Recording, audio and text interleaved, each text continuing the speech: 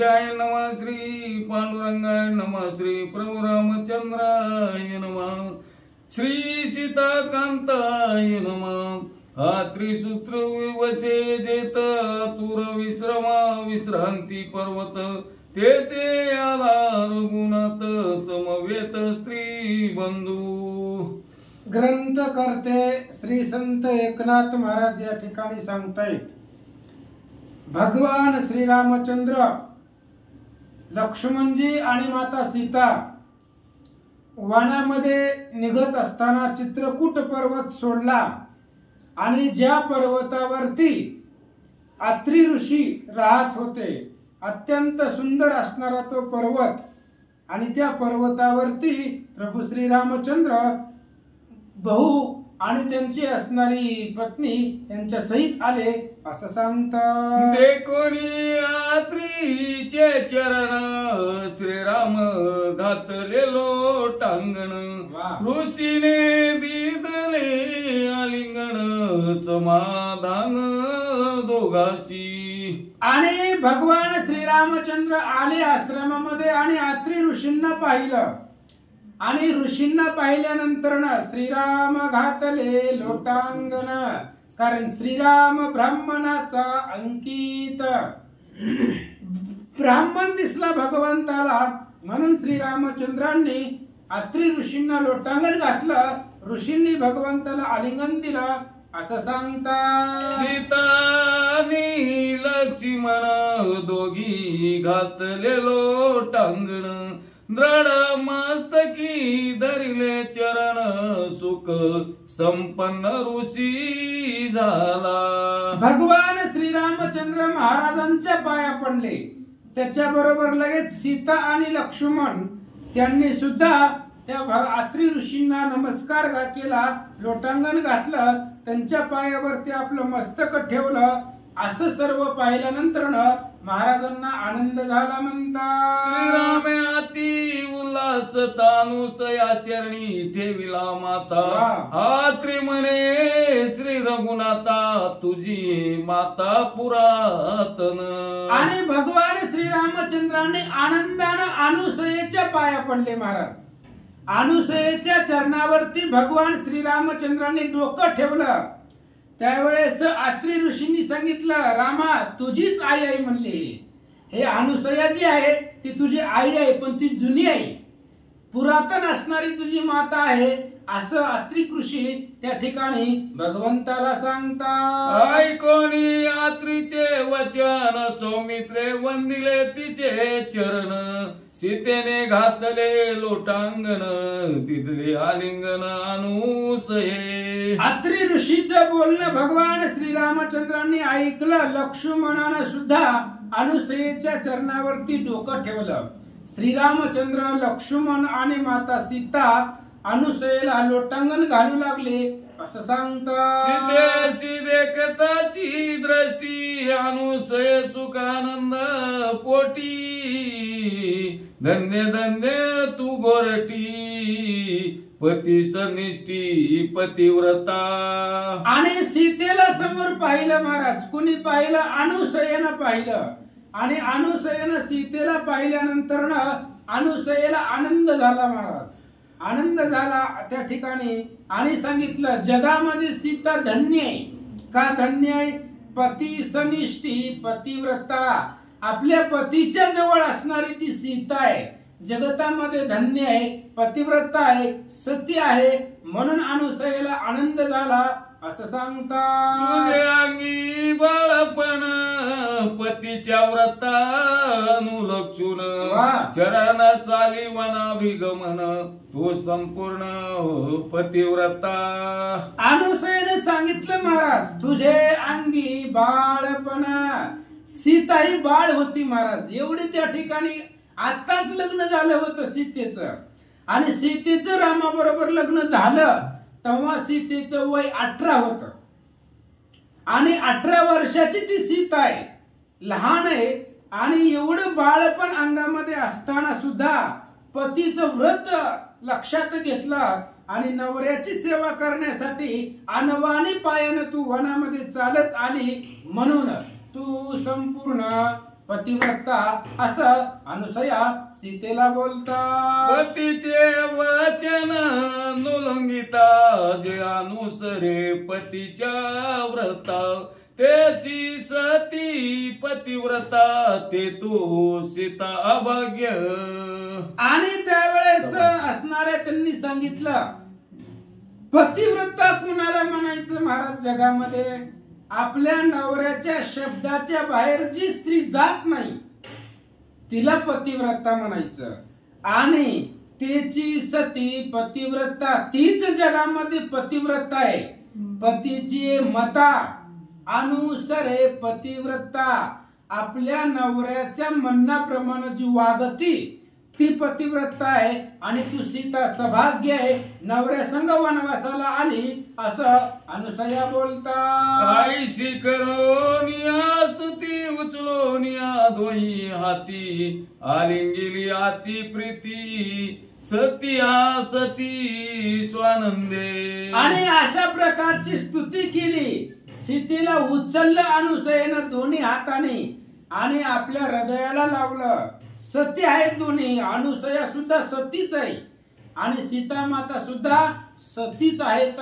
त्यामुळे दोघी एकमेकाला भेटल्या, आनंद झाला असं सांगतात. जाणोनी सीतेचे हृदयस्थ अनुसया झाली कृपायुक्त आपुले पतिव्रतेचे व्रत सीतेची देत स्वानंदे. आणि सीतेच्या मनामधलं ओळखलं महाराज.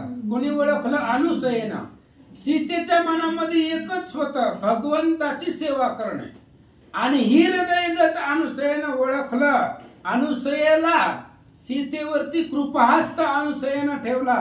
आणि सीतेचे पतिव्रत आपले जी काही पतिव्रतापणाचं व्रत आहे, आपलं सामर्थ्य आहे, ते सर्व सामर्थ्य अनुसया सीतेला देऊ लागल्या. देवनी पतिव्रतेचे व्रत अनुसया उल्हासयुक्त दिव्य वस्त्रे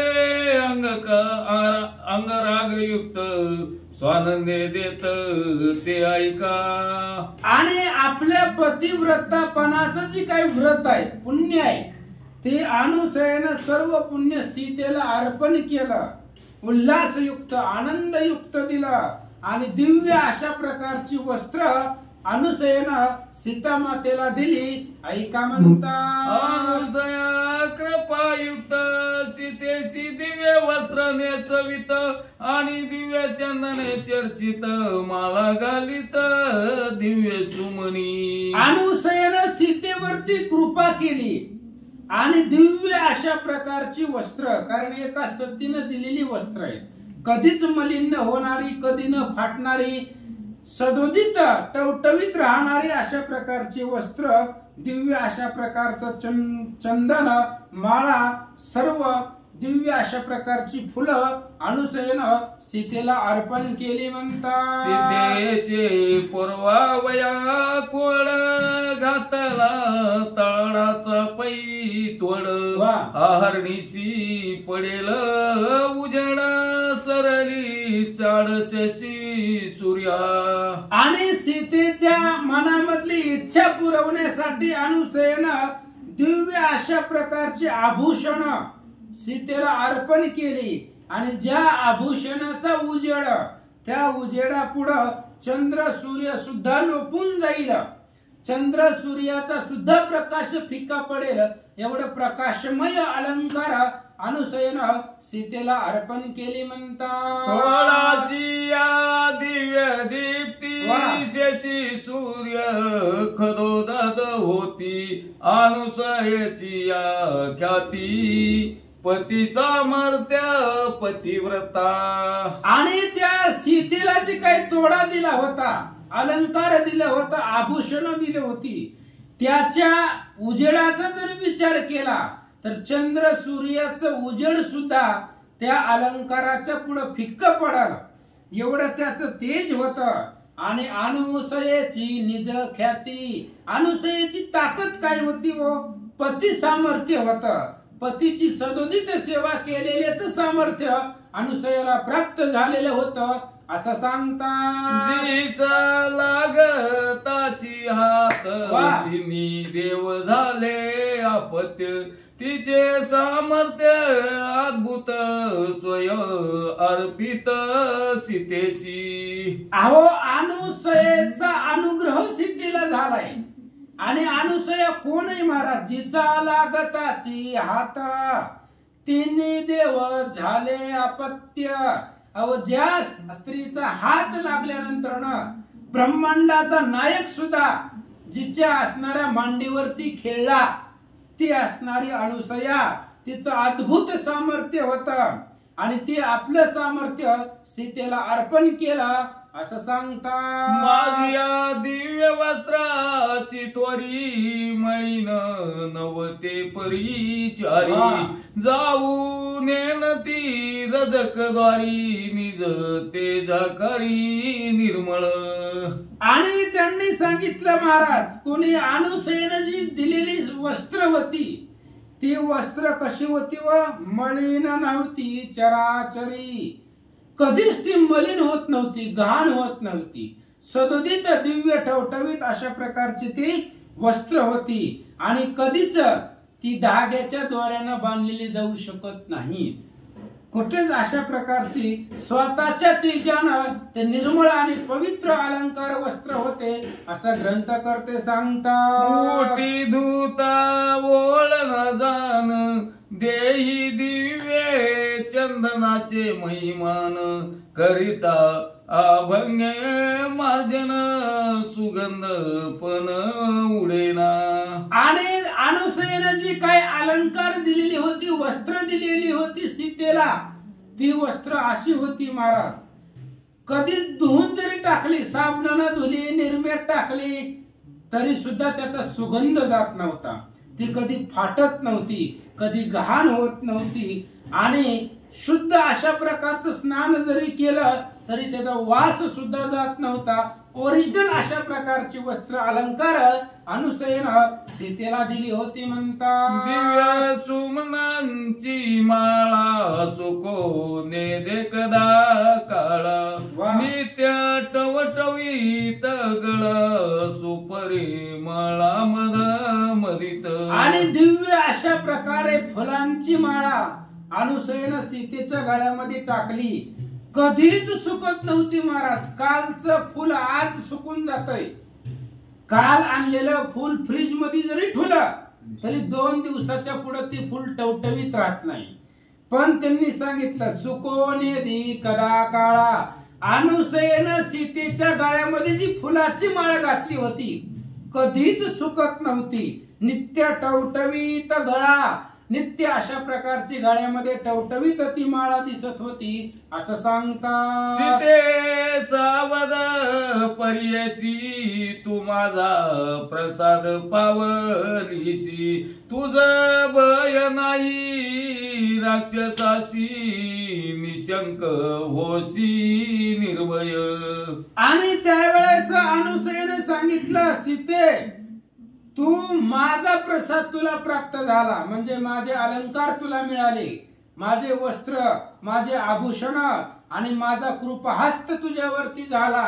आता तुला जगामध्ये कुणाचीच भीती नाहीये. निशंक अशा प्रकारची तू होशील असा आशीर्वाद सती अनुसयेनं सीतेला दिला म्हणतात.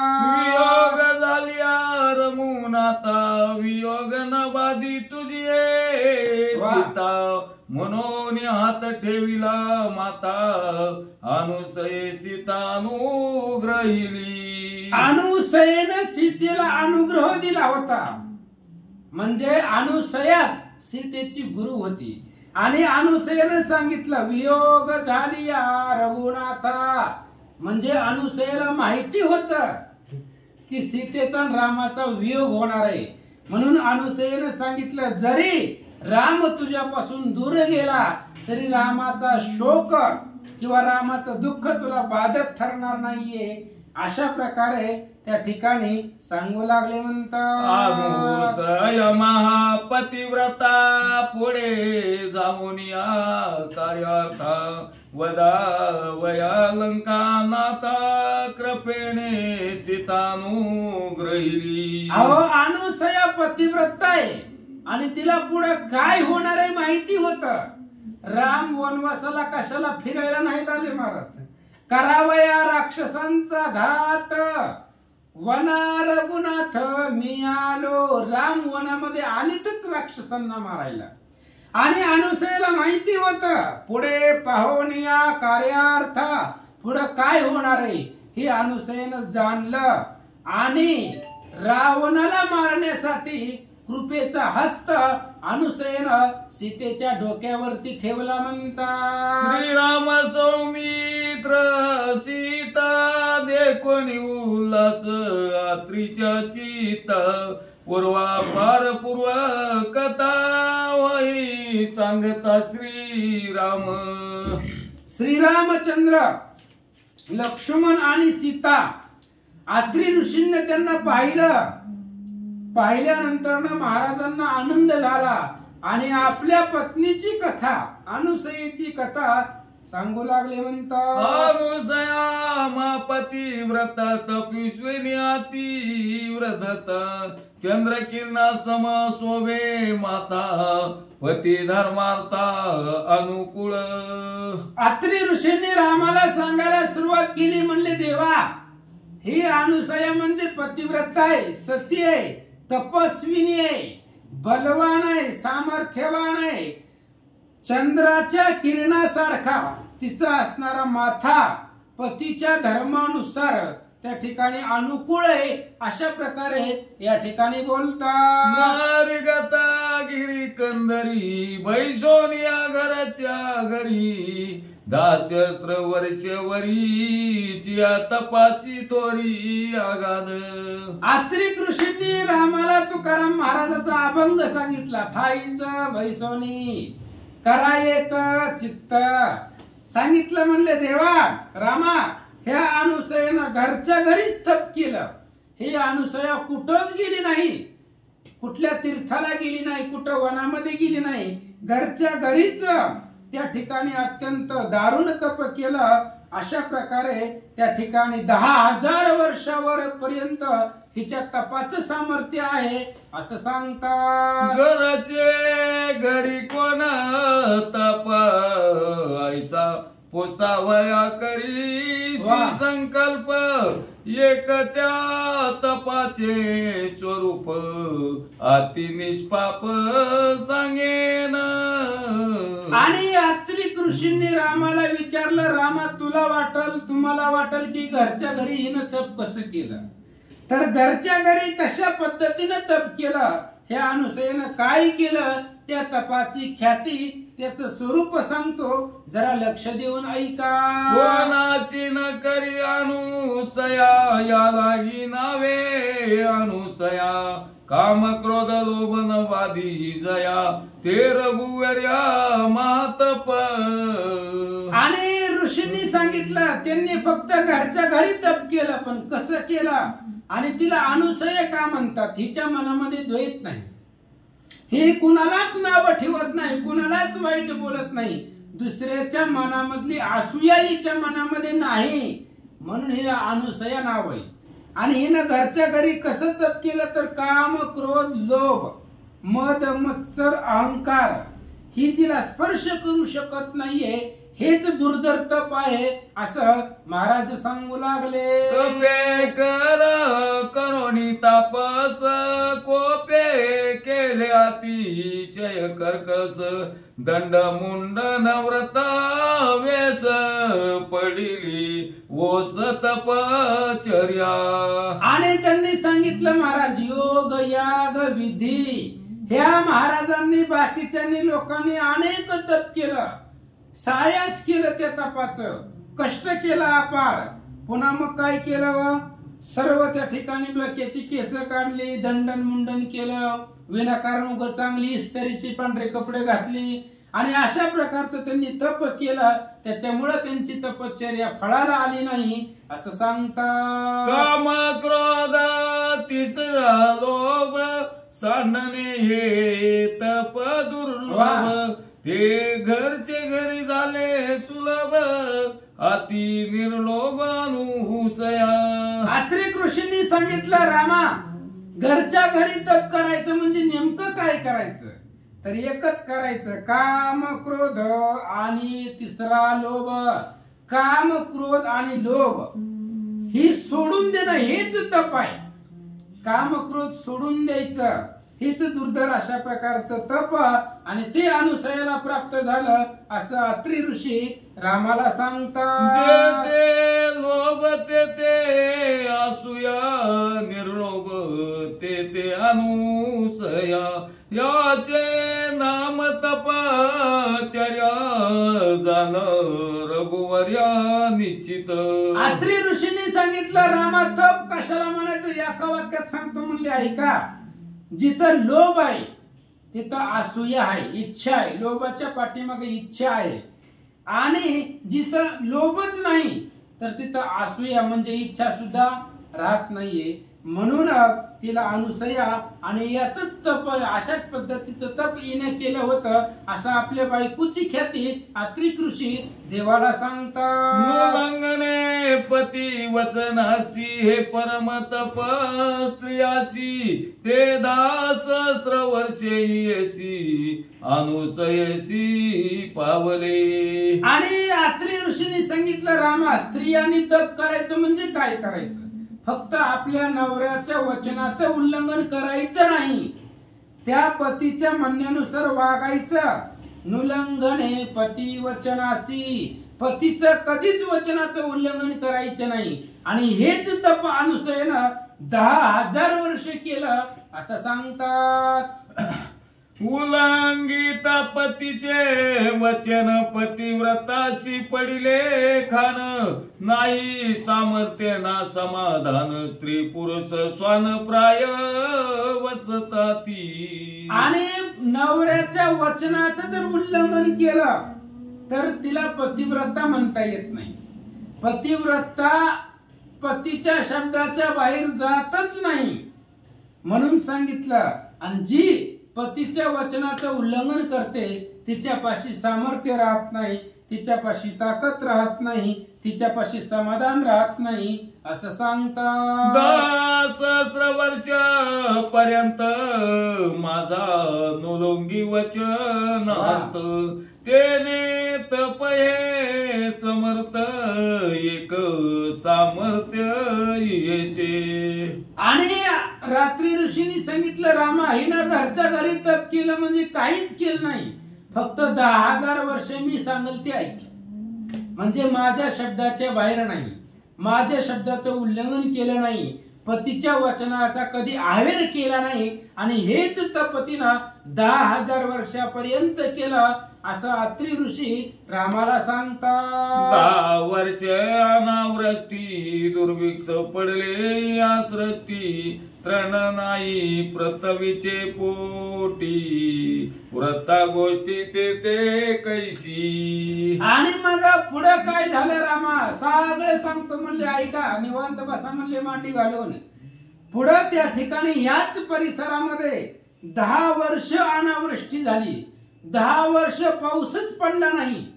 आणि पाऊस नाही पडल्यामुळं इथं त्या ठिकाणी दुष्काळग्रस्त हे परिसर झाला.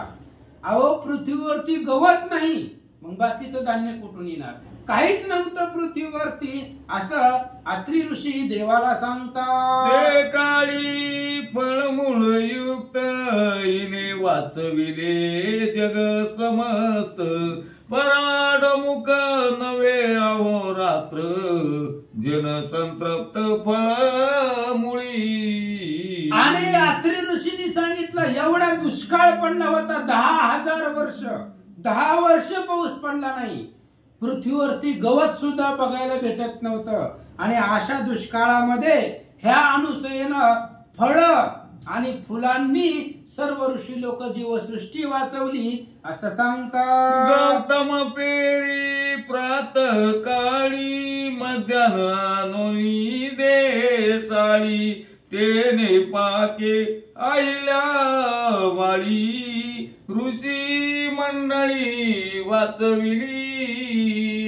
आणि त्यावेळेस त्यांनी काय केलं हो, त्या असणाऱ्या गौतम त्या ठिकाणी गौतम ऋषींनी सकाळी सकाळी तांदूळ पेरायचे, साळी पेरायची आणि त्याच्यापासून अहिल्या दुपारी ती साळी आणून त्याचा भात करून सर्व असणाऱ्या जीवसृष्टीला भोजन देत होती असं सांगतात.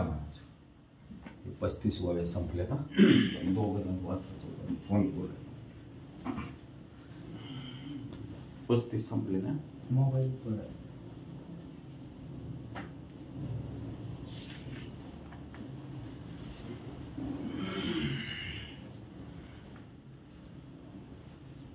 पुंडलिक वरदारी विठ्ठल श्री ज्ञानदेव तुकाराम पंढरीनाथ भगवान की जय. गोपाल कृष्ण भगवान की जय. पवनसुत हनुमान की जय. श्री गणेशाय नमः. ओम नमो शिवाय नमः. श्री प्रभु रामचंद्राय नमः. ते काळी फळमुळ युक्त हिने वाचविले जन समस्त पराड मुख नव्हे अहोरात्र जन संतृप्त फळमुळी गौतम पेरी प्रात काळी माध्यानी आणून देई साळी तेने पाक्या हल्या बाळी ऋषी मंडळी वाचविली. आणि गौतम ऋषी सकाळी सकाळी त्या ठिकाणी साळे पेरत होते आणि दुपारी आणून अहिल्याजवळ देत होते. अहिल्या त्या साळीचा पाक भात बनवून जेवण बनवून ती ऋषी मंडळी वाचवत होती. असं दुष्काळामध्ये गौतम महाराजांनी अहिल्यानं ऋषी मंडळींचं जीवन वाचवलं असं सांगतात. गौतमे वाचविले ब्राह्मण आईने वाचविले वर्णावर्ण पशु पक्षी सुकर श्वान तृप्ती भोजने अनुद्वेगे. अहो रामा, त्या गौतम महाराजांनी फक्त ब्राह्मणच वाचवले. गौतम ऋषींनी फक्त ब्राह्मणाचा जीव वाचवला, पण माझ्या बायकोनं ह्या अनुसयेनं वर्ण वाचवले. म्हणजे पशु पक्षी जीव सृष्टी सर्वच जीव पृथ्वीवरचे दुष्काळामध्ये वाचवले असं सांगतात. जव जव मागते येते द्वारासी तव तव उल्हास अनुसयसी तृप्ती देता समजतासी हरणीशी उल्हास. आणि अनुसयीच्या दाराला कोणीही मागायला येऊ द्या आणि कितीही लोक येऊ द्या, त्याचा आनंद अनुसयेला होत होता. आणि उल्हासानं आनंदानं त्यांचं पोट भरेपर्यंत अनुसया त्यांना जेवण देत होती असं सांगतात. वृक्ष नाही पृथ्वीसी तरी पुरवी फळमुळासी आघात सामर्थीच्या पाशी द्विज देवासी अतर्क्य. अहो रामा, पृथ्वीवरती एकही झाड नव्हतं. दुष्काळ पडलेला होता या परिसरामध्ये, एकही झाड नव्हतं. आणि अशा वेळेमध्ये तरी सुद्धा ती फळ आणि फुलं आणून सर्व जीवसृष्टीला जेवण देत होती. जे देवादिकांना सुद्धा अतर्क्य आहे, त्यांना सुद्धा करता येणार नाही, ते अनुसयेनं केलं असं सांगतात. जे विप्रवाह गंगा जळा तैसे पुरविले फळमुळा हिची या सामर्थ्याची कळा तर्के सगळा द्विज देवा. अहो रामा, हिच्या सामर्थ्याचं वर्णन काय करावं. जसं गंगेला प्रवाह असतो तशा पद्धतीनं ते असणाऱ्या या अनुसयेनं फळा आणि फुलांनी सर्व जीवसृष्टीचं जीवन वाचवलं. हिच्या सामर्थ्य अद्भुत होतं. देवादिकांना सुद्धा ते अतर्क्य होतं असं सांगतात. वर्षणी तृप्ती भोजन द्यावे हिचे व्रत संपूर्ण ऐकोनी तीन देवा पण हिचे छळन करवाले. आणि आवर्षणी पाऊसच नाही पडला 10 वर्ष, आणि 10 वर्ष पाऊस पाणी नसताना ह्या अनुसयेनं लोकांना जेवण दिलंच कसं. ही तिन्ही देवांनी पाहिलं महाराज, ब्रह्मा विष्णू आणि महेश यांनी विचार केला आपल्याला जे जमत नाही ती एका स्त्रीला कसं जमतं, हिची परीक्षा घेऊ, तिचं छळन करावं म्हणून तिन्ही देव तिच्या दारामध्ये आले म्हणतात. ब्राह्मण वेश इच्छा करून हिचे घेऊन या वचन मनती नग्न होऊन आपण इच्छा भोजन द्यावे आम्हासी. आणि ह्या 3 देवांनी अनुसयेची परीक्षा घ्यायचं ठरवलं महाराज. बघूच म्हणलं हिचं सामर्थ्य काय आहे. ही 3 जण कोण, महादेव विष्णू आणि ब्रह्मदेव 3 जण ब्राह्मणाचा वेश घेऊन आले आणि दरवाजामध्ये सांगितलं तुम्ही नग्न होऊन आम्हाला जेवण द्या अशी इच्छा त्रिदेवांनी अनुसये पुढे व्यक्त केली. नाही कोणी त्यांची वचन युक्ती शंका नाही चित्ती हो म्हणत स्वानंद स्थिती ऐक रघुपती विनोद. आणि त्यांचं बोलणं अनुसयेनं ऐकलं होतं आणि अनुसयेच्या मनामध्ये विकल्पच आला नाही, काहीच अडचण नाही म्हणले. त्यावेळेस अनुसया काय करते ऐका. माझे चरण तीर्थ घेऊन त्याशी केले अभिषिंचन तव ते तिन्ही बाळके झाली जाण त्या ज्ञान षण्मासिक. आणि त्यांनी सांगितलं महाराज त्या अत्रि ऋषींनी सांगितलं माझ्या पायाचं तीर्थ घेतलं आणि त्या 3 ब्राह्मणावरती शिंपडलं. 6 महिन्याची लेकरं झाली 3 जण आणि 6 महिन्याची लेकरं झाल्यानंतर ना काय झालं ऐका. मग होऊन या नग्न पायावरी अभ्यंगुण तिघा देऊन स्तनपान करी परियंदन पालखी. आणि मग अनुसयेनं त्या तिघांना मांडीवरती घेतलं.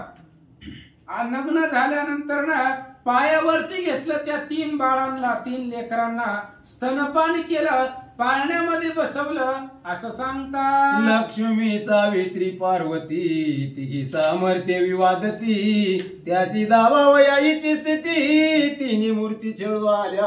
आणि लक्ष्मी पार्वती आणि सरस्वती ती स्वतःच सामर्थ्य देवापुढे वर्णन करत होत्या.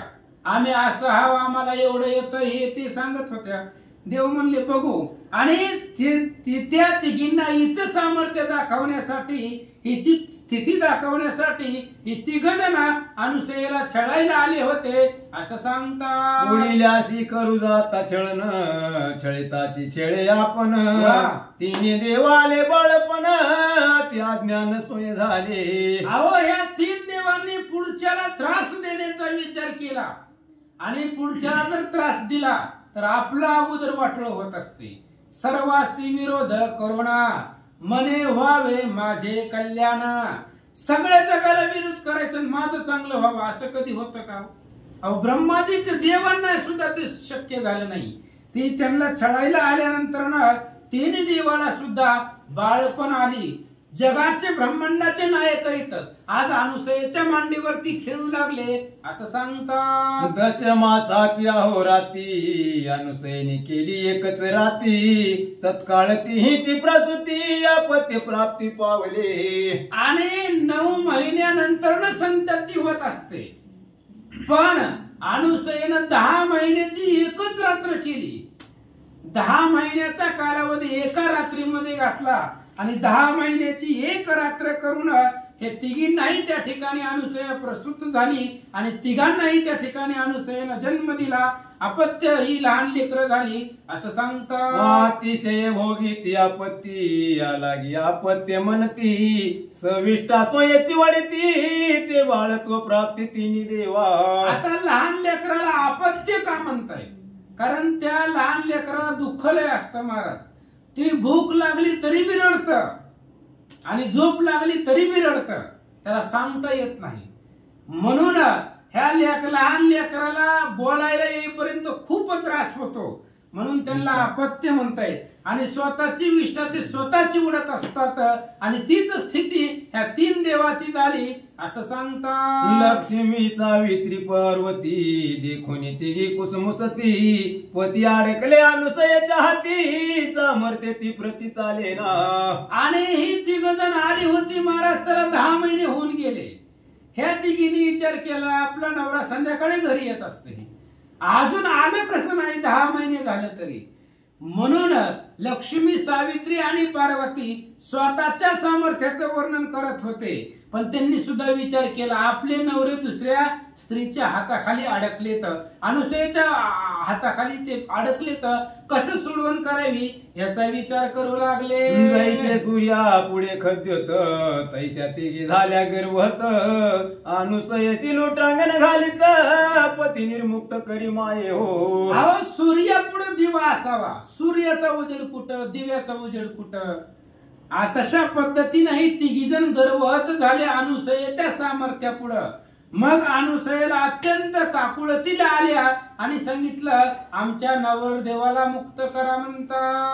ती म्हणे पुसावे ऋषी प्रती त्यामज येती काकुळती ऋषी राया कृपा मूर्ती पती निर्मुक्ती सांगावी. आणि मग अनुसयेने सांगितलं आपल्या हातामध्ये काहीच नाही, तुम्ही आमच्या मालकाला विचारा. जर त्या असणाऱ्या अत्रि ऋषीने परवानगी दिली तर आम्ही ह्यांना मुक्त करते. मग ही तिघी जण कोण, लक्ष्मी, पार्वती आणि सरस्वती अत्रि ऋषीच्या त्या ठिकाणी जवळ गेल्या. सांगितलं महाराज आमच्या नवरदेवाला मुक्त करा. अनुसया पतिव्रता शिरोरत्न माझे लाहोनी आज्ञापन तिघांचे हारोनी आज्ञान केले सावधान सुखरूप. आणि अत्रि ऋषीने सांगू लागले रामा तेव्हा असं झालं होतं. मग अनुसयानं माझी आज्ञा घेतल्यानंतर माझा आशीर्वाद घेतल्यानंतर मग पुन्हा त्या ठिकाणी त्यांचं जे काही आज्ञान आहे ते आज्ञान संपवलं आणि अत्यंत सज्ञान त्या तिघांना केलं असं सांगता. केले अनुसयेचे स्तनपान तिघे पुत्र झाले जाण आत्री गोत्री उत्पन्न ब्रह्मापन चंद्र झाला. आणि अनुसयेचं स्तनपान यांनी केलं होतं महाराज, म्हणून 3 पुत्र अनुसयेला झाले. आणि आत्रीच्या पासून निर्माण झालेला कोण ब्रह्मदेव होते तो ब्रह्मदेव चंद्र झाला असं सांगता. रुद्र दुर्वास झाला कोपाग्नी वाह. विष्णू झाला दत्तात्रेय मुनी ते हे श्रीरामा तुझी जननी जुनाट जुनी ती अनुसया. अत्रि ऋषीने सांगितलं रामा रुद्र दुर्वास झाला कोपाग्नी. रुद्र म्हणजे महादेव, महादेवाला भयंकर राग येतो आणि तेच दुर्वास झाले. दुर्वास सुद्धा भयंकर रागीट स्वभावाचा आहे, म्हणजे महादेवच दुर्वास झाले. आणि विष्णू झाला दत्तात्रेय मुनी, विष्णू जे होते ते दत्तात्रेय झाले. अशा प्रकारे तिघांचे अवतार झाले महाराज. म्हणजे ब्रह्मदेव होते ते चंद्राचा अवतार धरला त्यांनी, दुर्वास ऋषींचा अवतार महादेवांनी धरला आणि विष्णू दत्तात्रेय मुनी झाले. म्हणून रामा तुझी ही आई आहे पण कशी जुनाट जुनी अनुसया, जुनी अवतारातली तुमची मातुश्री आहे असं अत्रि ऋषी राम लक्ष्मण सीतेला सांगतात. ती तुझी आदी माता सत्यमानी श्री रघुनाथा हिच्या चरणी ठेविता माता तुम्हा निर्भयता वनवासी. आणि ऋषींनी सांगितलं रामा तुझी आई आहे म्हणले, हिच्या पायावरती पड, हिच्या जर पाया पडला तर वनवासामध्ये तुम्हाला कोणतंच संकट येणार नाही असं सांगतात. अनुसया परम पतिव्रता हिने अनुग्रहिली सीता तुम्हासी वनवासी असता भय सर्वता सेना. अहो अनुग्रह अनुसयेनं केला होता, पतिव्रतेनं सीतेला अनुग्रह दिला होता. म्हणून सीतेला कल्पांती सुद्धा कधीच कशाचीच भीती वाटणार नाही असं सांगतात. ज्या ज्या पावाल भयासी ते त्या भय तुम्हासी कदा न पावा अपयशासी सदा यशस्वी श्रीरामा. अहो रामा तुम्ही जिथं जिथं तुम्हाला भीती वाटल अपयश येईल ते स्थान तुम्हाला निर्भय होईल. म्हणजे मनामध्ये भीती वाटणार नाही, तुम्हाला कधी पराजय होणार नाहीये, कधी अपयश येणार नाहीये असं सांगतात. तिघे राहो नेत्री रात्र फळमुळांचा आहार देखोनी सीतेचा निर्धार सुखा फार अनुसयसी. आणि तिघजण त्या आश्रमामध्ये तिथं राहिले महाराज, 3 रात्र राहिले. फुलांचा अत्यंत त्या ठिकाणी स्वाद त्यांनी घेतला. सीतेचा निर्धार अनुसयेनं पाहिला, आनंद वाटला असं सांगतात. अभिवंदोनी अत्रि ऋषी नमस्कारोनी अनुसुयेसी श्रीराम निघाला दंड कारण्यासी राक्षसासी अंतक जो. आणि अत्रि ऋषींना नमस्कार केला, वंदन केला, नमस्कार केला अनुसयेला. आणि भगवान श्रीरामचंद्र पुढे त्या ठिकाणी दंडकारण्यामध्ये निघाले म्हणतात. ऋषी आश्रम वनसमेळी अग्निहोत्राची नवाळी पाहता यागाची शुद्ध शैली श्रीराम वनस्थळी विचारत. आणि ऋषींचे आश्रम वनामध्ये होते महाराज. वनामध्ये आलो म्हटल्यानंतर महाराज लोकांचे दर्शन घ्यायचं, ऋषींच्या भेटी घ्यायच्या आणि पाहत पाहत प्रत्येक ठिकाणी जायचं, महाराजांचं दर्शन घ्यायचं, त्यांचे यज्ञ पाहायचं, तिथला परिसर पाहायचा आणि असं करत करत भगवंत पुढे निघाले. कोठे त्रिरात्र कोठे पंचरात्र कोठे वस्ती सप्तरात्र कोठे राहुनी एक रात्र गमनी तत्पर तो श्रीराम. आता रामचंद्र पुढे निघाले महाराज. काय बी करून 14 वर्ष आपल्याला संपवायचे. मग कुठं 3 रात्र राहायची, कुठं नाही करमलं तरी 1च रात्र राहायची, कुठं लयच भारी परिसर दिसला तर 5 रात्र राहायची. असं करत करत करत भगवंत दंडकारण्याच्या दिशेनं निघाले. तव पुढे देखिले दुर्गम वन पळती गज सिंह व्याघ्र हरिण ससे साळाव्रक जम्मुक गण घेऊन प्राण पळताती. आणि भगवान श्रीरामचंद्राने दंडकारण्यामध्ये प्रवेश केल्यानंतर असं पाहिलं महाराज, पळती गज सिंह व्याघ्र हरिण, हत्ती सिंह आणि हरिण आणि वाघ संगच पळू लागली. एकाच्या पुढे वाघ पुढे पळायचं, त्याच्या पाठीमाग हरिण पळायचं. असं दृश्य राम पाहू लागले. सिंहे मारावे गज थाट ते का पळती एके वाट व्याघ्र फोडी ती हरिण कंठ ते का समसगट पळताती. रामाने याच्या आधी असं कधीच पाहिलं नव्हतं महाराज. सिंहाने हत्तीला मारावं पण सिंह पुढे हत्ती माग पळत होता. सिंह आणि हत्ती एक संगच पळत होते. पुन्हा वाघानं हरणाचा कंठ फोडावा पण वाघ आणि हरिण संगच पळत होते.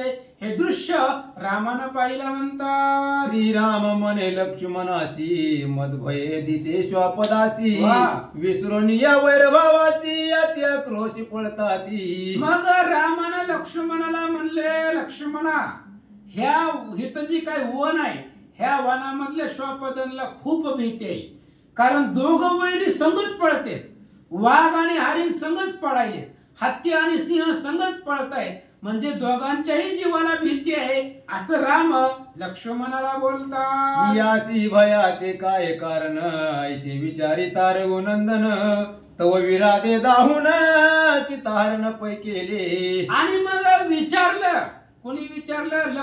रामाने विचारलं लक्ष्मणाला, नेमकं यांना भीतीचं काय कारण आहे? दोघही संगच पळतायत म्हणजे या भीतीचं काय लक्षण असणार आहे असं रामचंद्र विचारत असतानाच पाठीमाग सीता होत्या.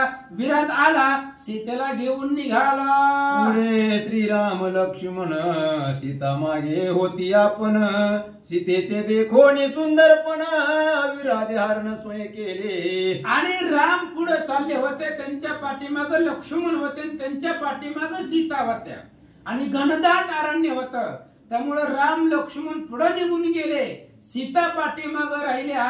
विराट आला, सीतेला उचललं, निघाला म्हणतात. सीता धरोनी दोन्ही हाती वैसविली अंका प्रती मी होईन तुझा पती चिंता चित्ती करू नको. आणि त्या विराधानं सीतेच्या हाताला धरलं आणि सांगितलं, आजपासून तू माझी बायको आणि मी तुझा नवरा. टेन्शनच घ्यायचं नाही, दोघं घरी जाऊ सुखाने संसार करू असं तो विराध सीतेला बोलू लागला.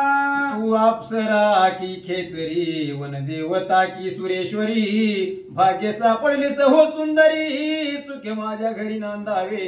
विराधानं सीतेला सांगितलं, तू दिसायला एवढी सुंदर आहे, मग तू कोण आहेस? अप्सरा आहे का वनदेवता आहे, सुरेश्वरी आहे का कोण आहे तू? एवढी सुंदर आहे असं म्हणले कुणी, आता माझ्या घरामध्ये सुखाने संसार कर असं तो राक्षस सीतेला बोलू लागला. तुझ सारे की सुंदर जरी रे गसील माझे घर गजमुक्त फळांचे अलंकार उत्तम श्रृंगार तुझ करीन मी. आणि त्या विराधानं सांगितलं, तुझ्यासारखी स्त्री जर माझ्या घरला आली, माझी पत्नी म्हणून जर राहिली तर गज हत्ती मुक्त फळांची जी काही त्या ठिकाणी अलंकार आहेत उत्तम अशा प्रकारचा शृंगार तुला करतो असं विराध सीतेला बोलू लागला. मज जोडली सुंदर कांता उल्हास राक्षसाच्या चित्ता परित्यासी शंके नासिता श्री रघुनाथाचे निबळे. आणि विराधाला वाटलं आपल्याला सुंदर पत्नी मिळाली, विराध आनंदच झाला. पण सीता त्या विराधाला घाबरतच नव्हती. का घाबरत नव्हती? रघुनाथाचे बळे रामाच्या जीवावरती सीता निर्भय होती असं सांगतात. श्रीरामांच्या बाणा पुढे विराध राक्षस केवळ बापुडे मजने हि कोणीकडे मरण रोकडे पावेल की. सीतेला माहिती होतं महाराज रामाचा बाण आहे आणि रामाच्या बाणापुढं यम सुद्धा थरथर कापत आहे. महादेव सुद्धा रामाच्या बाणाला लोटांगण घालताय आणि विराध पाताळात जरी गेला तरी राम त्याला शोधून मारतील असं सीतामाता विचार करतात. वन अत्यंत गुढ गहन पुढे गेले श्रीराम लक्ष्मण त्याची विराध न देखे आपण सीता दोघे जण न देखती. वन अत्यंत गूढ होतं महाराज, दुर्धर अशा प्रकारचं वन होतं. राम आणि लक्ष्मण पुढे निघून गेले, पाठीमाग सीता होती आणि या विराधानं राम लक्ष्मणाला पाहिलंच नाही, सीतेलाच उचललं घेऊन निघाला असं सांगतात. अनुसय अनुग्रहिली सीता तिस भय नाही सर्वथा ती स्मरे श्री रघुनाथा पाव कृपावंता श्रीरामा. आणि मग सीतेला अनुसयेनं अनुग्रह दिला होता म्हणून तीस भय नाही सर्वथा. सीता कुणालाच भेट नव्हती. मग सीतेनं दावा केला पाव कृपावंता श्रीरामा. रामाला डीजे लावून हाक मारायची गरज नाही, तो अंतरात्मा आहे महाराज. श्रीराम सर्वांचे हृदयवासी, सर्वांच्या हृदयामध्ये राम आहे. सौम्य भाषेमध्ये जरी त्याला बोलवलं तरी तो हाकेला धावतो असं सांगतात. ऐकता श्रीराम स्मरण राक्षस झाला कंपायमान मने नको करू स्मरण वचन तीक्ष्ण मजबादी. ऐकता श्रीराम स्मरण राक्षस झाला कंपायमान. होय, एका वाक्यात सांगतो महाराज, रामाचं नाव ऐकल्यावर ज्याचं डोकं फिरतोय तो राक्षस. मग तो कोणीही असू द्या, मी काय सांगतोय, कोणीही असू द्या, रामायणाचं नाव राम आणि रामायणाचं नाव ऐकल्यावर ज्याचं डोकं फिरतंय तो राक्षस. मग तो माणूस असला तरीही राक्षस. विराधाने सांगितलं असलं काय बी म्हणू नको, मला भीती वाटते असं तो विराध सीतेला बोलू लागला. आईचे ऐकोनी सीतेचे वचन परतले श्रीराम लक्ष्मण परी गुढ गहन महावन सीता दर्शन नव्हे त्यासी. सीतेचा आवाज ऐकला महाराज, पाव कृपावंता श्रीरामा. सीतेने रामाला हाक मारली, सीतेचा आवाज येत होता राम आणि लक्ष्मणाला, पण सीता दिसत नव्हती. का दिसत नव्हती? वन गूढ होत, भयंकर घनदाट जंगल होत, त्यामुळे सीता त्यांना दिसत नव्हती. लक्ष्मणाला राग आला, काय करतो ऐका. लक्ष्मण कोपला उद्भट बाण सोडो निघन दाट वन छेदोनी केले सपाट तव देखील पापिष्ट विराध. लक्ष्मणाला भयंकर राग आला महाराज, भयंकर अशा प्रकारचा बाण सोडला, जंगल सपाट केलं. तोपर्यंत विराधाला राम लक्ष्मणांनी पाहिलं म्हणतात. राक्षस देखील अति क्रूर पर्वतोम महाथोर वक्र नासिक वक्र वक्त्र कपट उदर दुर्दश. मग त्या राम आणि लक्ष्मणांनी राक्षसाला पाहिलं महाराज. काय ते सुंदर होतं का व?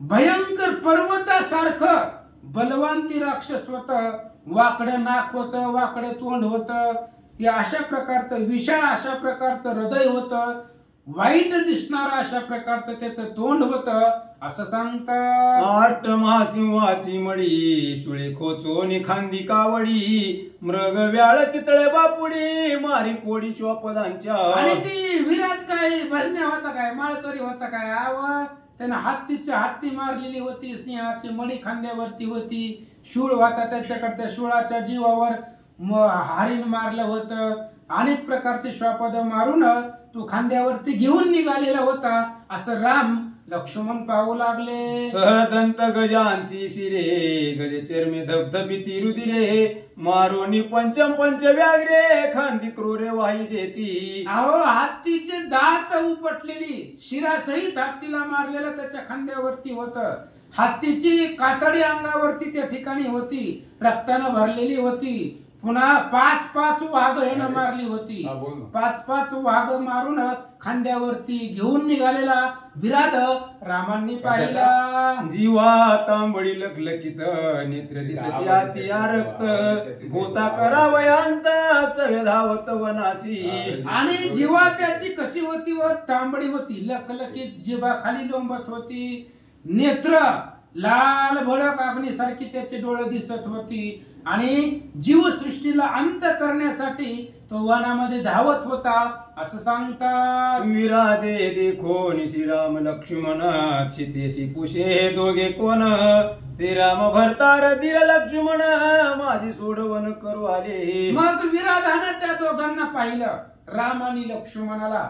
मग सीतेला विचारलं, म्हणले कोण आहेत दोघं? सीतेने सांगितलं एक नवरा आहे आणि दुसरा धीर आहे, मला सोडवायला आणि तुला मारायला इथं आले तर असं सीता सांगू लागल्या. मग तो म्हणे तू माझी कांता तुझं तवन साणी मी सर्वथा या दोघांशी भक्षीन आता तू काही चिंता करू नको. विराधाने सांगितलं तू टेन्शनच घेऊ नको, तू माझी आता पत्नी झाली म्हणले. ह्या दोघांना मी एकाच घासामध्ये खाऊन टाकतो असं तो विराध सीतेला बोलू लागला.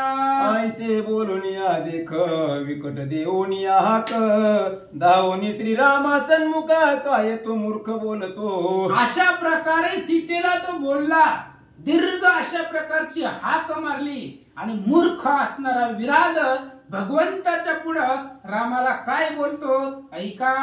तुम्हा सवे सुंदर सीता तिथव झाली माझी कांता तुम्हाशी मी न मार्याता पळावे जीवित वाचवणी. आणि विराधाने सांगितलं हे बघा, तुमच्या बरोबर जी स्त्री होती ना ती आता माझी पत्नी झाली, तुम्ही तिला विसरा. जर जीव वाचायचा असेल तर पळून जावा असं विराध सांगू लागला. तुम्ही म्हणाल युद्ध करीन तरी मी क्षणार्धे मारीन तुमचे रुधिर मी प्राचीन मांस भक्षीन स्वानंदे. आणि मग त्यांनी सांगितलं महाराज तुम्हाला वाटत असेल किंवा मी सोडून तुम्ही म्हणाल मी युद्ध करीन, तुमच्या बरोबर युद्ध करायची काय गरज आहे? अहो तुम्हाला मारून रक्त तुमचं प्राशन करील असं विराध रामाला बोलू लागला. अरे मी विराध महाबळी वसत आहे या वनस्थळी तुम्ही दोघे मूर्ख समळे जे भार्या समिळे आला ती. विराधानं सांगितलं हे बघा, तुम्ही येताना बघितलं असेल येता येता ते दोघ जण हत्ती आणि सिंह संगच फिरत होती. ते आपला परिणाम आहे म्हणले, ते आपल्या ताकदीचा. ह्या जंगलाचा राजा आहे मी म्हणली, मी वनामध्ये राहतोय, तुम्ही मूर्ख आहे तिथं मरायला आले तर असं तो विराध भगवंताला बोलू लागला. तुम्हा दोघाशी तापसपण तरी का वाहता धनुष्यबाण तुम्ही कोटील कोणाचे कोण हे मला संपूर्ण सांगावे. आणि विराधाने विचारलं, अंगावरती तर पांढरी कपडे दिसायला तुम्ही महाराज दिसायले, मग महाराजाकडे धनुष्यबाण कशाला आहे? साधू म्हणे तुम्ही दिसताय, अंगावर तापसाचा वेश आहे, मग तापसाला धनुष्यबाण कशाला लागते? तुम्ही नेमकं कोण आहेत असं विराध देवाला विचारू लागला. मग त्याशी सांगे श्रीराम आपण धनुष्य गांजीला रावण ते भंगिले वाहोनी गुण तुम्ही जाण श्रीराम. रामानं सांगायला सुरुवात केली. महाराज असलेलं शॉर्टकट सांगून जमत नसते, लांब लचक नाव सांगावं लागते. त्यावेळेस रामानं सांगितलं ऐक मी कोण आहे. अरे ज्या धनुष्यानं रावणाला गांजलं होतं ते धनुष्य एका हाताने तोडणारा मी राम आहे असं विराधाला भगवंत बोलतात. सुबाहूचा घेतला प्राण मारीच उडविला संपूर्ण ताटिका व दिली निजबान तुम्ही जाण श्रीराम. अरे सुबाहूचा मी प्राण घेतला, ताटिकेला मारलं, मारीचाला आकाशामध्ये उडवलं आणि असा असणारा मी श्रीराम आहे असं तो भगवंत विराधाला सांगू लागले. ज्याने 21 वेळा धरित्री त्याने भार्गवी केली निक्षित्री तोही लाजविला शौर्य करी तो मी निर्धारी श्रीराम. अरे तो मी राम आहे. कोणता? ज्या रामानं परशुरामाने 21 वेळा पृथ्वी क्षत्रिय केली त्या परशुरामाला सुद्धा लाजवलं असं ज्याच्यात सामर्थ्य आहे तो मी राम आहे, मला राम म्हणतात, असं भगवंत बोलतात. सूर्यवंशीचा विख्यात श्रीराम दाशरथी का कुत्स वा. करावया राक्षसांचा अंत वनाने चित मी आलो. रामाने सांगितलं महाराज सूर्यवंशामध्ये अवतार घेतलेला आहे मी आणि मी वनवासामध्ये आलोय. एक लक्षात घ्या, हे तर राम म्हणले नाहीत मला कैकेयीने पाठवले. करावया राक्षसांचा घात वना रघुनाथ मी आलो, मी स्वतःहून आलोय, मला कुणीच पाठवलेलं नाहीये, मी तुला मारायला इथं आलो, असं श्रीरामचंद्र विराधाला बोलतात. सीता माझी निज वधू आणि लक्ष्मण माझा धाकटा बंधू, तू कोण राक्षसाचा बंधू मुळानु मज सांगे. आणि रामाने सांगितलं आपल्या दोघाच्या विरोधाला कारण म्हणजे तू ज्या स्त्रीला घेतलंय ती माझी पत्नी आहे, सीता माझी पत्नी आहे आणि लक्ष्मण माझा लहान भाऊ आहे, पण तू कोण आहे मला सांग, भगवंत विराधाला बोलतात. तव राक्षस म्हणे श्री रघुनाथा जगात नामे माझा पिता, शतरदा माझी माता विराध मी तुमचा घाता करीन. तवर राक्षसानं सांगितलं रामा जगात नावाचा बाप आहे म्हणले माझ्या वडिलाचं नाव जगाद आहे आणि शत्रदा माझ्या आईचं नाव आहे, त्यांच्या पोटाला मी जन्मलोय, तुम्हाला आत्ताच मारील, विराध बोलू लागला. आईचे ऐकता वचन लक्ष्मण क्षोभला दारुण, धनुष्य वाहोनिया गुण तीक्ष्ण वान सोडिले. लक्ष्मणानं फक्त ऐकलं महाराज मारीन म्हणायला लागले हे आपल्याला. लक्ष्मणाला भयंकर राग आला, तीक्ष्ण अशा प्रकारचे बाण धनुष्याला लावले आणि बाण विराधावरती लक्ष्मणाला सोडले म्हणतात. कंकपत्री बहरपत्री सुवर्ण पुंक चौधारी, भेदले राक्षसाच्या जिव्हारी तेने तो भारी क्षोभला. लक्ष्मणाला बाण सोडले महाराज वेगवेगळे सुवर्ण पंख, ज्याला 4-4 अशा प्रकारचे टोक आहेत, अशा प्रकारचे धनुर्धार बाण त्या लक्ष्मणाने सोडले, राक्षसाला लागले, राग आला म्हणतात. घ्यावया लक्ष्मणाचा प्राण शूळ सोडीला गरजून, श्रीरामे विंदीला बाण मध्येच जाण तोडीला तो. त्या लक्ष्मणाला मारण्यासाठी विराधानं शूळ सोडला महाराज, शूळ महादेवाचा. राम तिथं जवळ होते, राम म्हणले मी कशाला आलोय, रामानं बाण सोडला, मधल्या मधीच शूळ तोडून टाकला असं सांगतात. सवेची श्रीरामे पैजान विराधासी पाचारून, रुक्म पुंक सोडीला बाण अति तीक्ष्ण धगधगित. लगेचच भगवान श्रीरामचंद्राने विराधाला बोलवलं आणि रुक्म पुंक अशा प्रकारचा बाण सोडला असं सांगतात. विराधा झापडी पडली तेने, मागे पळणे का पुढे होणे, न आठवे करणे न करणे, येणे जाणे खुंटले की. आणि भगवान श्रीरामचंद्राने बाण सोडला, बाण सोडल्यानंतर ना विराधाला झापडी पडली डोळ्यावरती. पुढे जावं का मागं पळावं काहीच त्या विराधाला आठवण गेलं असं सांगतात.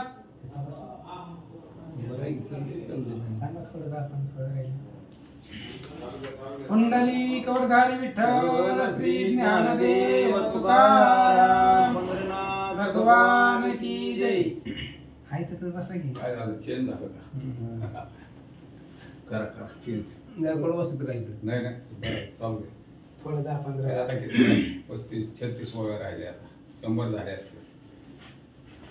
श्री गणेशाय नमः, श्री सरस्वते नमः, प्रभू श्री रामचंद्राय नमः.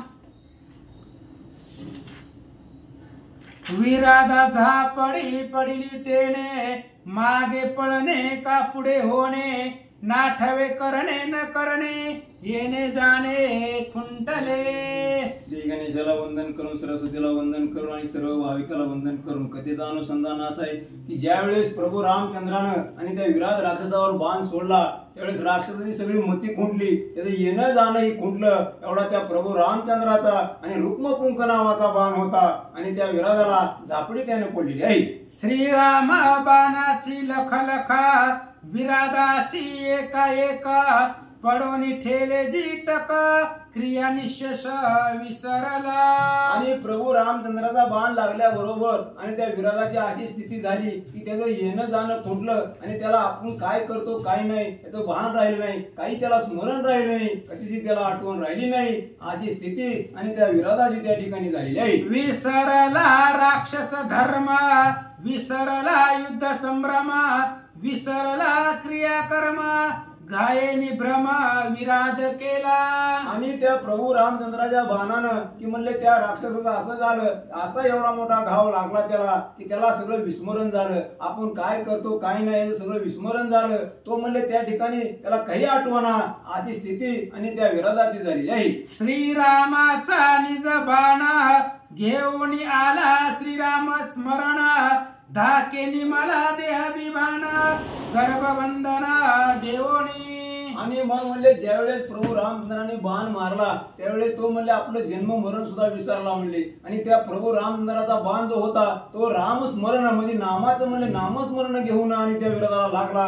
त्याच्यामुळे त्याची अशी स्थिती झाली की तो आपलं सगळं जन्म मरण विसरला, अशी त्या विरोधाची अवस्था झाली. आईसी हृदय शुद्धी देखोना हृदय भेदला श्रीराम बाण, बोध पावणी संपूर्ण राक्षसे प्राण सोडिला.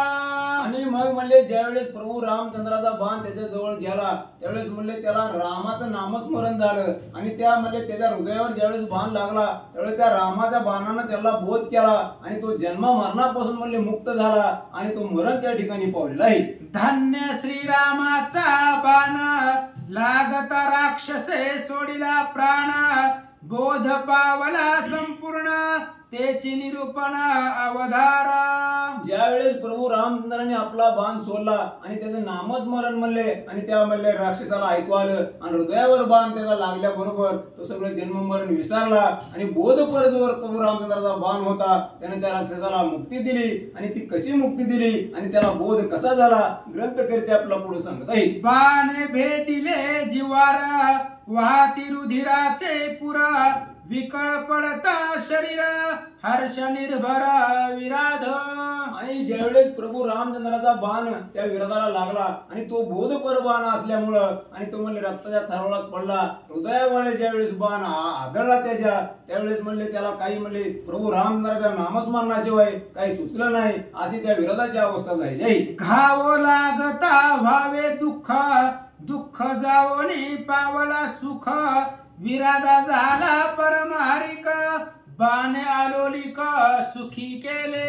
आणि प्रभू रामचंद्राचा ज्यावेळेस त्या म्हणले राक्षसाला बाण लागला विराधाला त्यावेळेस म्हणले दुःख व्हायला पाहिजे, पण ते दुःख न होता त्या राक्षसाला सुख त्या ठिकाणी झालं आणि तो हर्ष निर्भय झाला. म्हणले त्याला म्हणले काही भीती वाटली नाही आणि तो म्हणले आनंदाने त्यानं प्राण त्या ठिकाणी सोडलेला आहे. धन्य धन्य हे श्रीराम मूर्ती, धन्य धन्य हे बाणाची शक्ती, धन्य धन्य सीता सती स्पर्श निर्मुक्ती राक्षसत्वा.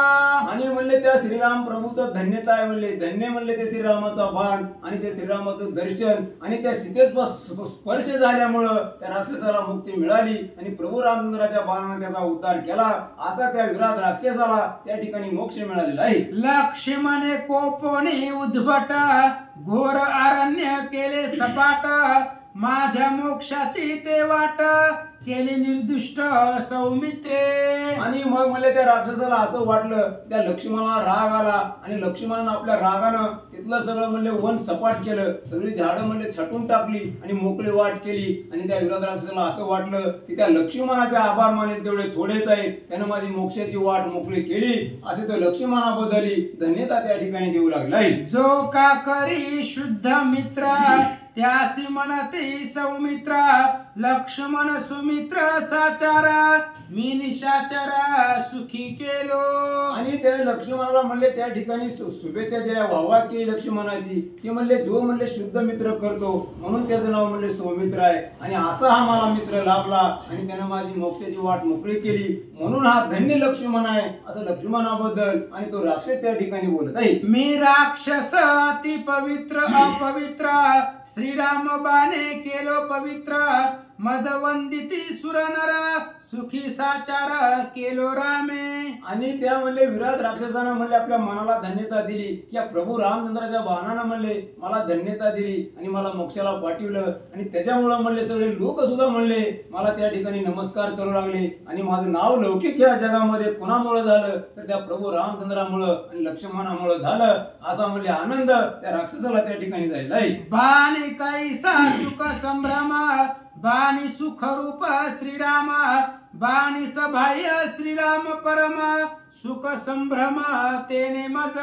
आणि म्हणले प्रभू रामचंद्राचा बाण कसा आहे म्हणले तर त्या बाणामध्ये म्हणले काय नाही म्हणले सगळं सुख संभ्रम म्हणले मानला तर सुख म्हणले दुःख आहे नाहीतर तो बाण सुखाचा होता. आणि प्रभू रामचंद्राचा बाण म्हणले सगळ्या विरहित असा प्रभू रामचंद्राचा बाण आहे. त्याने म्हणले दुःख होण्याच्या ऐवजी मला आनंद झाला सुख दिलं म्हणून तो प्रभू रामचंद्राच्या बाणाला आणि धन्यता तो विराट देत आहे. शाप राक्षस तनु अधमा त्या शापाचे करोनी भस्म श्रीरामे सुखी केले परम निजात्मधाम ठाकावया. आणि तो विराट राक्षस म्हणले आपल्या स्वतःला धन्यता देऊ लागला नव्हे प्रभू रामचंद्राला धन्यता देऊ लागला की ज्यांच्या बाणामुळं की माझं शरीर जे म्हणले शापामुळे मी राक्षस झालो होतो त्याच्यापासून या प्रभू रामचंद्राने माझी मुक्तता केली. आणि मी स्वपदाला म्हणजे पूर्वजन्माला मी पावलो की केवळ कुणामुळं तर या प्रभू रामचंद्रामुळं नवे नवे त्यांच्या बाणामुळं मला म्हणले पहिला जन्म पूर्वजन्म म्हणले त्या ठिकाणी मिळाला. असा विराट आणि प्रभू रामचंद्राला धन्यता देत आहे. जन्म मरणाचा महाधाक गाये फेडिला निश्चक जिता मरता नाही दुःख ऐसे निज सुख दिधले रामे. आणि विराजानं म्हणले मरताना शेवटी एवढं सांगितलं की मला म्हणले जन्म मरणाचा काही धाक नाही म्हणले आणि जन्म मरणाची भीती नाही आणि कसलेच म्हणले मला प्रभू रामचंद्राच्या बाणामुळं उलट म्हणले मला मरताना दुःख व्हायचं या रामाच्या बाणामुळे मी सुख पावलो आणि मोक्षाला गेलो. असा प्रभू रामचंद्राला धन्यता तो राक्षस देत आहे. कैसा शाप तू येथे कोण ऐसा श्रीरामे पुसिला प्रश्न तेही विषयीचे निरूपण समूळ कथन अवधारी. आणि मग म्हणले ग्रंथकर्त्यांनी सांगितलं की या राक्षसानं मारताना सांगितलं होतं की प्रभू रामचंद्राच्या बाणापासून म्हणले मी शापमुक्त झालो. आणि मग म्हणले प्रभू रामचंद्राने त्याला प्रश्न विचारला किंवा म्हणले तुला कशाचा शाप होता आणि कशामुळे तू हा राक्षस कुळात जन्माला किंवा तुला ही राक्षसाची म्हणले प्राप्ती कशी झाली असा म्हणले प्रश्न आणि त्यांना पडला. आणि प्रभू रामचंद्रानं आणि आपल्या त्या ऋषींना आणि तो प्रश्न त्या ठिकाणी विचारलेला आहे. धनद कुबेर तू जानसी तेने रंग रंगी पाचारिले गावयासी मी तुंबर आसक्त रंभेसी मद्यपानेसी उन्मत. आणि मग प्रभू रामचंद्राला त्या राक्षसाने सांगितलं की बाबा म्हणले मला म्हणले हा राक्षसाचा जन्म कसा प्राप्त झाला तर म्हणले असंच एक वेळे म्हणले आणि त्या म्हणले कुबेराच्या ठिकाणी म्हणले नृत्यांगना आणि नृत्य गायन चालू असताना तिथं नृत्यांगना नृत्य करीत होत्या आणि मीही त्या ठिकाणी होतो. गंधर्व म्हणजे कोणीतरी गंधर्व असेल आणि मी तिथं होतो. आणि कशामुळे मला हा शाप घडला तो राक्षस आपल्या तोंडानं मुखानं आणि प्रभू रामचंद्राला त्या ठिकाणी सांगत आहे. बळेची मज नेले तेथ देखोन या मद गर्वित तू राक्षस होशी उन्मत घोर वनात अघोरा. आणि मग ज्या वेळेस म्हणले त्या नृत्यांगना नृत्य करीत होत्या आणि तिथं गेल्यानंतर म्हणले बळच मला तिथं नेलं म्हणले आणि पुन्हा म्हणले तिथं म्हणजे माझ्या हातून काहीतरी थोडं घडलं विपरीत आणि त्याने मला शाप दिला किंवा म्हणले तू ह्या घोर वनात आणि म्हणले राक्षस होऊन पडशील असा मला म्हणले शाप मिळाला. तो राक्षस रामाला त्या ठिकाणी सांगत आहे. शाप ऐकता अद्भुत मी झालो भयभीत लोटांगण घालून तेथ उषा पार्थ प्रार्थिला. आणि मग ज्या वेळेस म्हणले त्या कुबेराच्या म्हणले त्या म्हणले नृत्यांगना तिथं नृत्य करीत होत्या त्या ठिकाणी म्हणले आणि मला त्यांनी शाप दिला त्यावेळेस म्हणले मी घाबरलो राक्षस होतील म्हणल्यावर भयभीत झालो. आणि मग नंतर म्हणले मी त्यांना उशाप मागितला म्हणले माझी या राक्षसाच्या म्हणले देहापासून कशी मुक्तता होईल याचा उपाय तुम्ही मला सांगावा. त्यावेळेस म्हणले त्यांनी मला काय उपाय सांगितला तो राक्षस पुढे सांगत आहे. श्रीराम सीता लक्ष्मणा वनवासासी जाता जाना तू करीसी सीताहरण युद्ध दारुण होईल. आणि मग म्हणले ज्या वेळेस मला राक्षसाचा जन्म प्राप्त झाला आणि मी भयभीत झालो त्यावेळेस मी म्हणले मी उशाप मागितला त्यावेळेस त्यांनी सांगितलं की ज्या वनामध्ये तू राक्षस होऊन राहशील त्या वनातून म्हणले राम लक्ष्मण सीता जातील आणि म्हणले तू सीतेचं हरण करतील त्यावेळेस म्हणले प्रभू रामचंद्राच्या हातून तुझा उद्धार होईल असं जो काय हकीकत महाग घडलेली आणि त्याला कशामुळे राक्षस होतो प्राप्त झालं होतं त्याची माहिती तो राक्षस सांगत आहे. लागता श्रीरामाचा बाण तू तात्काळ सांडिसी प्राण तेव्हा जाऊनी शाप बंधन निजात्म भुवन पावसी. आणि मग म्हणले मला त्यांनी उशाप दिला की ज्यावेळेस प्रभू रामचंद्र लक्ष्मण सीता आणि त्या वनामध्ये येतील आणि प्रभू रामचंद्राच्या बाणापासून म्हणले आणि तुला मरण येईल त्यावेळेस म्हणले आणि तुला मुक्ती मिळेल आणि तू पूर्वपदाला जाशील आणि तुझा जो पहिला जन्म होता त्या जन्मामध्ये तेव्हा म्हणले तिथं जाशील असा उशाप मी मागितला असा राक्षस त्या ठिकाणी बोलत आहे. ऐसी उशापाची कथा ते आज आली तत्वता तुझा बाण लागता श्री रघुनाथा अलौकिकता सुख प्राप्ती. आणि मग त्या विराट राक्षसाने सांगितलं की ती म्हणले मी जी उशाप मागितला होता त्याची प्रचिती म्हणले भगवंता मला आज आली म्हणले आणि तुमच्या बाणानं माझा उद्धार झाला आणि मी म्हणले मला जो शाप मिळाला होता त्या शापापासून माझी मुक्तता झाली म्हणून प्रभू रामचंद्राला तो विराट त्या ठिकाणी बोलत आहे. तुझ्या बाणाची होता भेटी अहम सुहम कोहम त्रिपुटी छेदोनिया उठा उठी स्वानंद पुष्टी सुखी केले. आणि भगवंता म्हणले तुझ्या बाणामुळं माझा सगळा म्हणले त्रिपुटी नाहीशी झाली म्हणले माझा ज्या मनामध्ये गर्व होता तो सगळा म्हणले अहम सोहम कोम हे सगळं म्हणले त्याचं निरसन झालं आणि मला मुक्ती मिळाली असं म्हणले तुमच्या बाणामुळे मी मुक्त झालो असा विराट राक्षस त्या ठिकाणी बोलत आहे. लागताची तुझा बाण निज बाण माझे निवटिले जन्म मरण शाप बापुडे ते कोण सुख संपूर्ण पावलो.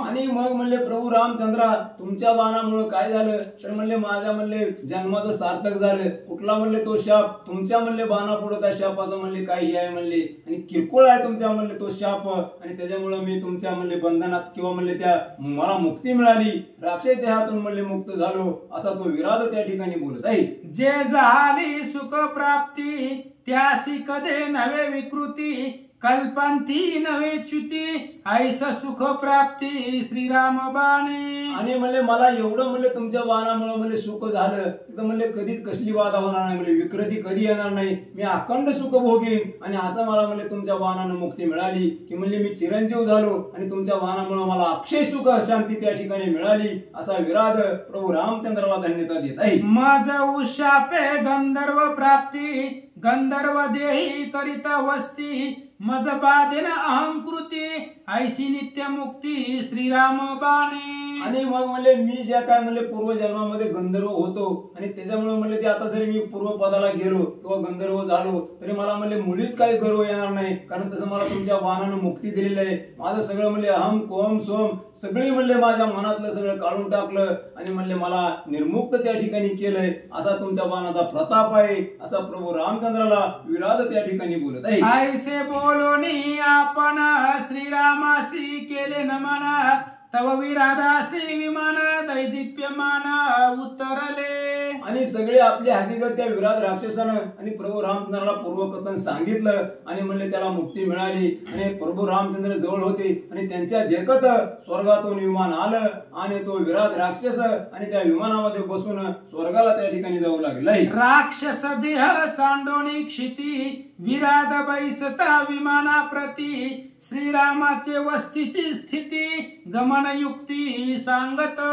आणि मग म्हणले ज्या वेळेस त्या राक्षसाला म्हणले मुक्ती मिळाली त्याला स्वर्गातून विमान न्यायला आलं आणि मग तो विमानामध्ये बसणार आणि त्या बसायच्या अगोदर प्रभू रामचंद्राला त्यानं पुढं कसं जायचं किंवा पुढं काय काय म्हणले आहे ती सगळी गमन स्थिती म्हणजे पुढं कसं गेल्यावर म्हणले कुठला मार्ग कुठं आहे अशी सगळी माहिती त्या विराट राक्षसानं पुढं काय घडल काय संकट येतील अशी सर्व माहिती विराट राक्षसानं आणि प्रभू रामचंद्राला सांगितली आहे. येथोनिया अर्ध योजना शरभंग वसे तपोधना तपस्तेज दैदिप्यमान तेथे आपण अवश्य जावे. आणि त्या विराट राक्षसानं स्वर्गाला जाता जाता विमानात बसण्याच्या अगोदर प्रभू रामचंद्राला पुढील म्हणले मार्ग सांगितला त्या वनामध्ये कसं जायचं आणि पुढे एक म्हणले थोडा अंतरावर गेल्यावर शरभंग ऋषीचा आश्रम आहे आणि त्या शरभंग आश्रमाच्या ऋषीच्या आपल्या आश्रमाला तुम्ही जावं, शरभंग ऋषीचं दर्शन घ्यावं, अशी सर्व माहिती विराट रामाला सांगत आहे. तो तुम्हा वनवासाची गती सांगेल वस्तीची स्थिती,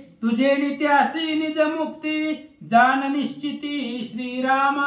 आणि विराटानं म्हणले प्रभू रामचंद्राला सांगितलं की इथून जवळच म्हणले वनामध्ये शरभंग ऋषीचा आश्रम आहे, त्या शरभंग ऋषीच्या आश्रमाला तुम्ही जावं, त्यांचं दर्शन घ्यावं आणि म्हणले त्यांनी म्हणले तुम्हाला पुढची सगळी माहिती या वनात कुठं राहायचं कसं जायचं ते सगळी माहिती तुम्हाला सांगतील, त्या शरभंग ऋषीच्या आश्रमाला जावं असं विराटानं रामाला सांगितलं आहे. इंद्र आला शरभंगापासी त्या सिन्यावया सत्यलोकासी, तो राहिला तुझे भेटीसी सत्यलोकासी नवचोनी. आणि मग विराटाने शेवटी सांगितलं की प्रभू रामचंद्रा ते शरभंग ऋषी तुमची वाट पाहत आहेत म्हणले आणि त्यांना म्हणले इंद्राचं विमान आलं होतं आणि त्यांना अमरावतीला येण्यासाठी इंद्र आला होता, पण तुमचं दर्शन घेण्यासाठी प्रभू रामचंद्रा आणि तुमचे तो शरभंग ऋषी वाट बघत आहे, तरी तुम्ही अवश्य त्यांच्या आश्रमाला जावं असा विराट त्या ठिकाणी बोलत आहे.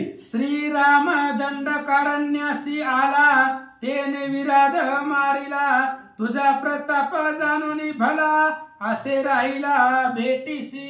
आणि म्हणले ग्रंथकर्ते सांगतात की म्हणले त्यांना सांगितलं आपल्या अत्री ऋषीने आणि म्हणले रामा तिथं म्हणले त्या विराधानं सांगितलं आणि शरभंग ऋषीला म्हणले माहित पडलं किंवा विराधाच्या म्हणले आपल्या भेटीला प्रभू रामचंद्र येत आहेत, म्हणून म्हणले शरभंग ऋषी तुमच्या भेटीची वाट म्हणले भेट घेण्यासाठी वाट पाहत आहेत, तरी म्हणले तुम्ही त्या आश्रमाला जावं असा विराध त्या ठिकाणी बोलत आहे. श्रीरामाच्या भेटी पुढे सत्यलोक ते बापुडे, ऐसे ज्ञान त्यासी धड पुढे भेटीचे चाडे तिष्ठत. आणि त्या शरभंग ऋषीची अशी अवस्था आहे म्हणले की श्रीरामाच्या भेटी पुढे ते सत्यलोक म्हणले त्यांनी तुच्छ मानलं, म्हणले प्रभू रामचंद्राची भेट घेतल्याशिवाय मी येणार नाही, त्या सत्य लोकाला सुद्धा जुमानलं नाही आणि तुमची वाट बघत म्हणले आतुरतेने ते शरभंग ऋषी थांबले, तरी तुम्ही त्यांची अवश्य भेट घ्यावी असं त्या ठिकाणी सांगत आहे. माझ सुखी केले राक्षसासी, तैसेच सुखी केले शरभंगासी, विराधे सांगोणी श्रीरामासी, पुढती तिघासी वंदिले. आणि मग म्हणले त्यावेळेस म्हणले त्या विराधाला म्हणले मोक्ष दिला, त्याला आपल्या म्हणले आपल्या पूर्वस्थळावर पाठवलं, पुन्हा शरभंग ऋषीच्या म्हणले आश्रमात जाऊन शरभंग ऋषीची भेट घेतली आणि तिथून पुढे आणि ती तिघजण म्हणजे सीता लक्ष्मण आणि प्रभू रामचंद्र आणि वनाला त्या ठिकाणी जाऊ लागले. मग बाई सोनी विमाने प्रवेशला निजात्म भुवनी, श्रीरामचरित्र देखोनी विस्मित मनी सुरवर.